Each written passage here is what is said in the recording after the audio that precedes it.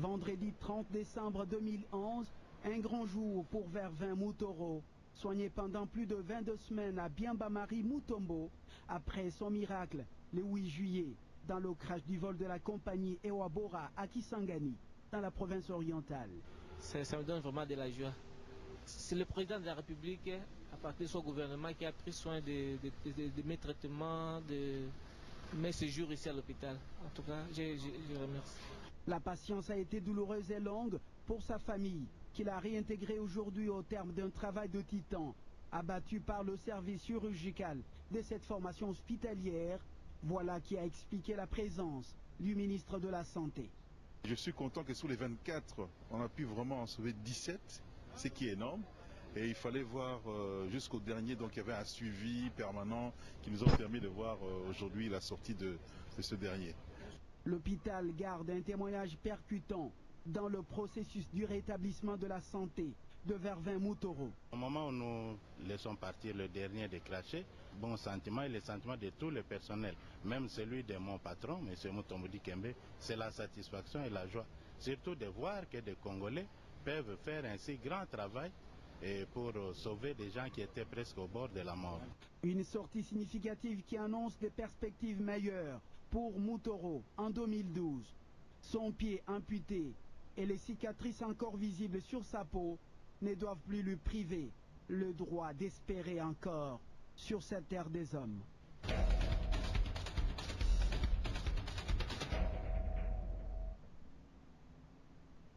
C'est ce vendredi, le 30 décembre 2011, que les membres de la Troïka politique ont participé à leur dernière réunion de l'année 2011, présidée par le ministre des Finances Matata Ponyo.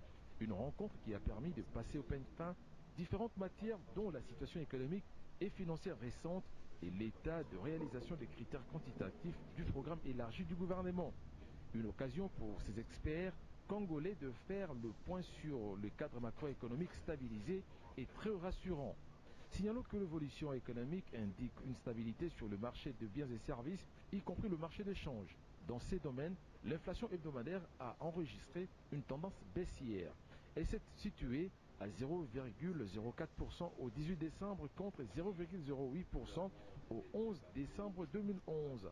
La monnaie nationale, le franc congolais, continue à s'apprécier de manière exceptionnelle face au dollar américain. Des données qui réconfortent la position du ministre du Budget Jean-Baptiste Tawa, du vice-ministre des Finances Joachim Bicho et du vice-gouverneur de la Banque centrale du Congo. Cette rencontre a été une véritable opportunité pour l'Agence nationale de présenter ses vœux et restituer les efforts qui ont été fournis au cours de l'année. Le travail que nous avons abattu est un travail appréciable parce qu'il est quantifié.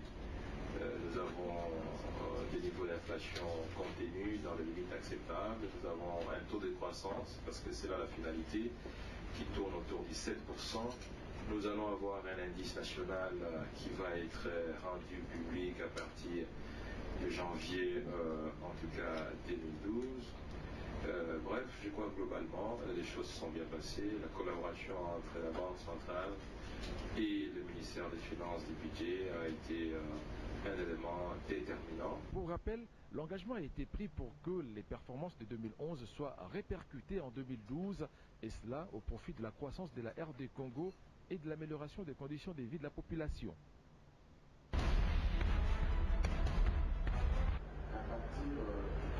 La TVA ne devrait pas amener à une augmentation de prix. Pour les prestations de services, par exemple, nous aurons plutôt une baisse, parce qu'aujourd'hui, nous taxons, les prestations de services sont taxées à 18%. Mais demain, à partir de demain, les prestations de services seront taxées à 16%. Donc, l'accroissement des recettes attendues, c'est par rapport à l'élargissement de l'assiette, parce qu'il y a des exonérations qui existent aujourd'hui qui tombent, il y a des matières qui n'étaient pas taxées en matière d'ICA qui seront taxées demain. Il y a certains produits qui étaient jusque-là exonérés et en matière de droits de douane et en matière d'ICA. Pour ces produits-là, il y avait effectivement, parce que c'était des produits de première nécessité, il y avait risque que ces produits puissent connaître des augmentations importantes. Mais au niveau du gouvernement, des décisions ont été prises pour éviter qu'il y ait ces augmentations. Donc ces prix-là devront voir les prix de ces produits devraient demeurer pratiquement au même niveau.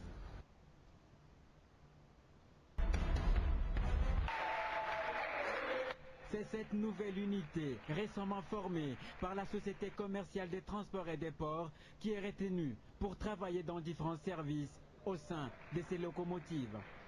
Je suis très contente et surtout qu'aujourd'hui on nous a breveté et là à la formation nous avons su apprendre la leçon, la matière pour que sur terrain nous soyons capables devant des différents problèmes. 35 receveurs et 35 contrôleurs seront très bientôt à pied d'œuvre en vue de garantir une bonne marche des activités ferroviaires. Les clients peuvent être assurés aujourd'hui qu'ils auront des accompagnateurs tous les jours à leur côté qui peuvent leur porter assistance en cas de problème.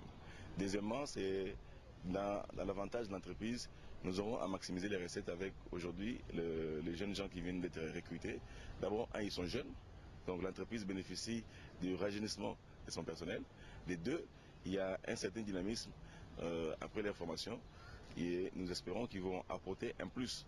La SCPT qui inscrit cette initiative dans le cadre de l'amélioration du social des Congolais envisage d'élargir son champ d'action en vue de contribuer tant soit peu au chantier emploi, un des défis qui pèse sur la RDC.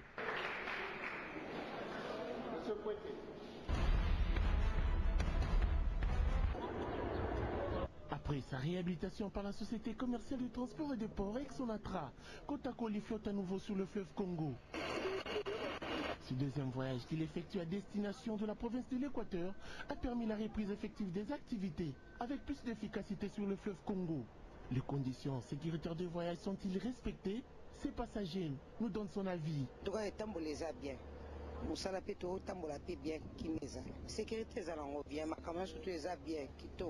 Kotakoli, bateau de transport de marchandises, mais aussi un moyen de déplacement pour les Congolais. Les passagers s'imposent à nous. Il n'y a pas d'autre possibilité sur le fleuve. Et vous voyez, quand ils sont ici, nous avons à peu près 8 barges. C'est plus ou moins un village. Nous ne pouvons pas contrôler tous les contours, mais les nécessiteux viennent. Mais de toutes les façons, ici, ils sont mieux transportés que sur les petits bateaux privés. Le seul problème soulevé, c'est le curtage du fleuve, le déclare ses capitaines. La première difficulté, c'est le balisage. Parce que sur tout le long du fleuve, le balisage n'existe plus pour le moment. La réhabilitation de ces navires est l'une des préoccupations du chef de l'État, Joseph Kabila Kabongé, qui par la révolution de la modernité milite pour le bien-être des Congolais.